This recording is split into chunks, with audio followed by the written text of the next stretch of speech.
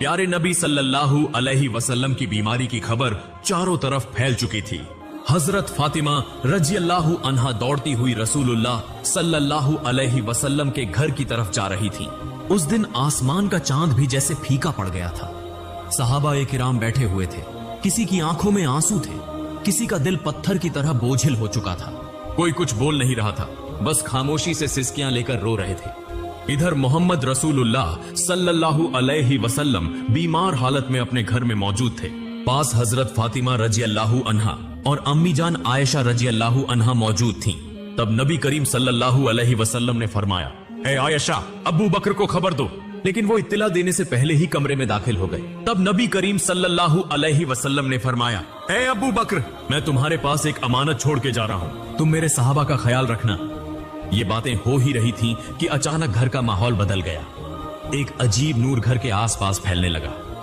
हजरत आयशा रजी अल्लाह अन्हा हैरान होकर इधर उधर देखने लगी। घर के बाहर एक हसीन व जमील शख्सियत खड़ी थी। नबी करीम सल्लल्लाहु अलैहि वसल्लम ने फरमाया, दरवाजे के बाहर कौन खड़ा है? ए फातिमा, दरवाजा खोलो। हजरत फातिमा रजी अल्लाह अन्हा ने कहा, या रसूलुल्लाह, मैं उन्हें पहचान नहीं रही, वो एक बेहद हसीन व जमील शख्स हैं। तब रसूलुल्लाह सल्लल्लाहु अलैहि वसल्लम ने फरमाया, तुम उन्हें कैसे पहचानोगी? वो एक ऐसी खूबसूरत हस्ती हैं जो जहां जाते हैं कभी खाली हाथ वापस नहीं आते। वो और कोई नहीं बल्कि हजरत अजराइल फरिश्ता है। ये सुनते ही हजरत फातिमा रजी अल्लाह अन्हा की आंखों से आंसू बहने लगे। फिर हजरत अजराइल अलैहिस्सलाम ने सलाम करके घर में दाखिल होने की इजाजत मांगी और कहा, अस्सलामु अलैक या रसूलुल्लाह, या रहमत लिल आलमीन, अल्लाह रब्बुल आलमीन ने आपको सलाम भेजा है। अल्लाह ताला ने मुझे आपके पास भेजा है।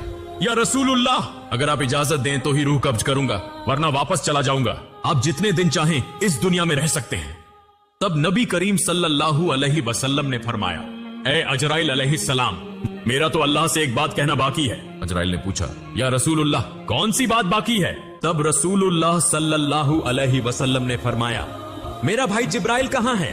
मैं उससे मुलाकात करना चाहता हूँ। उस वक्त हजरत जिब्राइल अलैहिस्सलाम पहले आसमान पर थे।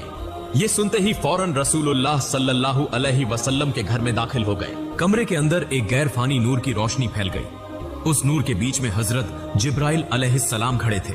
उन्होंने फरमाया, या रसूलुल्लाह, ए अल्लाह के पैगंबर, आप क्यों रो रहे हैं?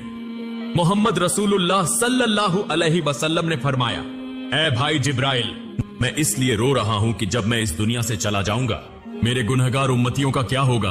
तुम मेरे रब से यह बात जाकर मालूम करो। ये सुनकर हजरत जिब्राइल अलैहिस्सलाम फौरन अल्लाह के अर्श की तरफ रवाना हो गए। अल्लाह रब्बुल आलमीन सब कुछ जानते थे, उसके बावजूद अजीम रब्बुल आलमीन ने हजरत जिब्राइल अलैहिस्सलाम से पूछा, ए जिब्राइल, तुम क्यों रो रहे हो?